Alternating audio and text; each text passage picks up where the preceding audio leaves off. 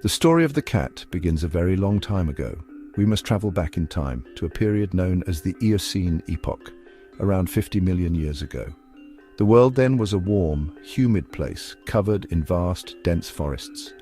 Here, among the giant trees and strange early mammals, lived a small creature called the Miacid.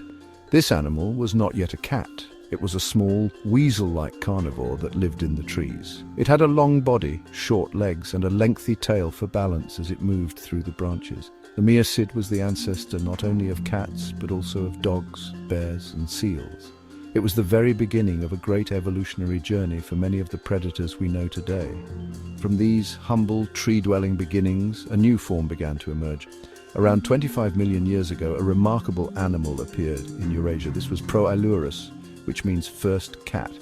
It was a true evolutionary milestone. Proailurus was about the size of a modern ocelot, slightly larger and more robust than its Miacid ancestors.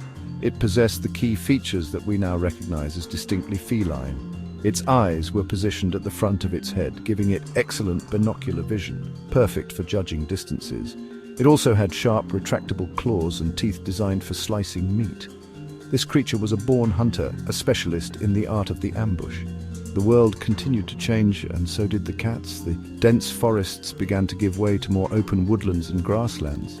This new environment required a new kind of predator, one that was faster and more adaptable, and so Proailurus evolved into a new, even more successful creature, Pseudaelurus. This animal, whose name means false cat, appeared around 20 million years ago. It was a pivotal creature in the history of felines, representing a significant branching point in their family tree. It was larger and had longer legs than its predecessor, making it better suited for running across the open ground that was becoming more common across the continents.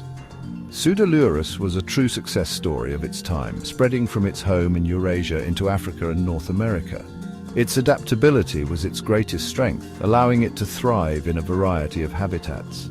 This animal is incredibly important because it was the common ancestor of two major and very different feline groups. One of these branches would lead to the magnificent and fearsome saber-toothed cats with their iconic dagger-like fangs. The other branch would continue to evolve and diversify, eventually giving rise to all the modern cat species that we see in the world today.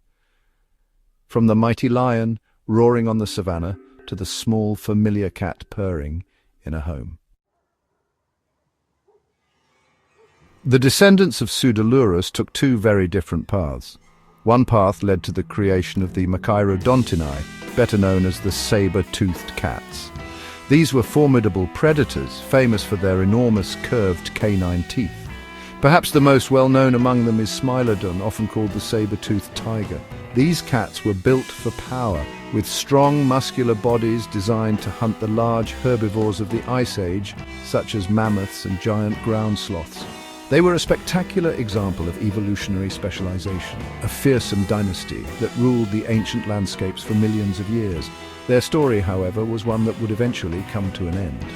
The other evolutionary path led to the Feline, the group that includes all modern cats. This lineage favored agility, speed, and stealth over the brute force of their saber-toothed cousins. As the world's climate changed and new environments appeared, this group diversified into an incredible array of species.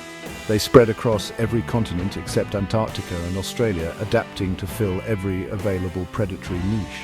Some became large and powerful, like the lions and tigers that hunt in groups or stalk through jungles. Others became masters of speed, like the cheetah, the fastest land animal on Earth, and some remained small, secretive hunters of the forests and plains. These modern cats organized themselves into several distinct lineages or groups of related species. For example, the Panthera lineage gave us the big cats capable of roaring lions, tigers, leopards, and jaguars. Another lineage gave rise to smaller, more solitary hunters like the puma and the cheetah. And yet another lineage, the Felis group, produced a number of small, resilient wildcats. These cats were incredibly adaptable, thriving in deserts, forests, and grasslands. One of these small wildcats, found in the arid landscapes of Africa and the Middle East, was destined to have a unique and profound relationship with another species, humans. While the modern cats were flourishing and diversifying, the reign of their saber-toothed relatives was drawing to a close. At the end of the last ice age, around 10,000 years ago, the world changed dramatically. The climate warmed, and the giant mammals that the saber-toothed cats hunted began to disappear. Unable to adapt to the loss of their primary food source, these highly specialized predators also vanished from the earth. Their extinction left the world to their smaller, more adaptable cousins.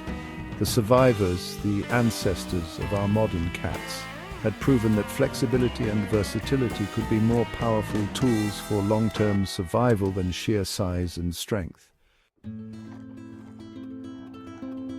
Among the many successful species of small cats, one stands out in our story, the African wildcat, or Felis libica.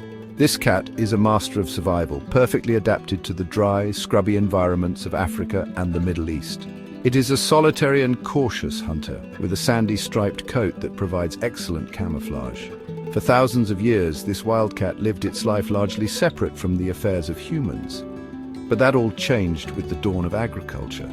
Around 10,000 years ago, in a region known as the Fertile Crescent, humans began to settle down. They started growing crops and storing their precious grain in granaries. These stores of grain created a new and inviting ecosystem. They attracted hordes of mice and rats, which threatened the very foundation of these new human societies. For the local wildcats, these granaries were a paradise. They represented an endless, easily accessible supply of prey. The cats did not need to be tamed or caged. They simply moved in, drawn by the abundance of rodents. Humans quickly realized the enormous benefit of having these skilled hunters around. A partnership was formed, not through force, but through mutual convenience. The cats received a steady food source and a relatively safe environment, and in return, humans had their food supplies protected. This process of domestication was unlike that of dogs or livestock. Cats, in a sense, chose to live alongside us. They domesticated themselves. Over generations, the cats that were most tolerant of human presence were the ones that thrived in these new village environments. They passed on their calmer temperaments to their offspring, gradually shaping a new kind of feline. These early domestic cats were still very similar to their wild ancestors, but they had begun a subtle yet profound journey. They learned to coexist with people, a remarkable adaptation for a creature that had for millions of years been a solitary hunter. It was a bargain that would change their destiny forever. From the Fertile Crescent, this new human-feline partnership began to spread. As civilizations grew and trade routes expanded, people took their useful cat companions with them. These cats were not just pets, they were essential workers, protecting food stores in villages, on merchant caravans, and eventually on ships sailing across the seas. Their innate hunting skills made them invaluable members of any community looking to safeguard its resources. This quiet, self-directed step into the human world marked the beginning of the cat's global journey. A journey that would see it travel from the dusty granaries of the Near East to every corner of the inhabited world. The cat's journey took a particularly remarkable turn in ancient Egypt. Here they were not just valued as pest controllers, they were elevated to a divine status. The Egyptians saw in the cat the embodiment of grace, poise, and protective power. They associated cats with the goddess Bastet, who represented protection, fertility, and motherhood. Killing a cat, even accidentally, was a crime punishable by death. When a family's cat passed away, its owners would mourn deeply and often mummify the cat's body with the same care and respect they would afford a human. This sacred status ensured that cats flourished along the Nile, their population growing and their bond with humanity deepening in a way seen nowhere else. From their revered position in Egypt, cats began their conquest of the rest of the world. Their role as expert mousers made them essential crew members on trading ships. Phoenician merchants carried them across the Mediterranean to Italy and Greece. Roman legions then transported them further throughout their vast empire into Europe. The cat's primary job was always the same: to protect food supplies from rodents, whether on a ship at sea or in a military granary. In this way they sailed and marched their way across continents, their spread directly linked to the expansion of human trade, travel, and conflict. They were silent, four-legged pioneers, establishing themselves in new lands. However, the cat's journey was not always a smooth one. During the Middle Ages in Europe, their fortunes took a dark and tragic turn. Superstition and fear began to replace the respect they had once commanded. Cats, particularly black cats, became associated with witchcraft and evil.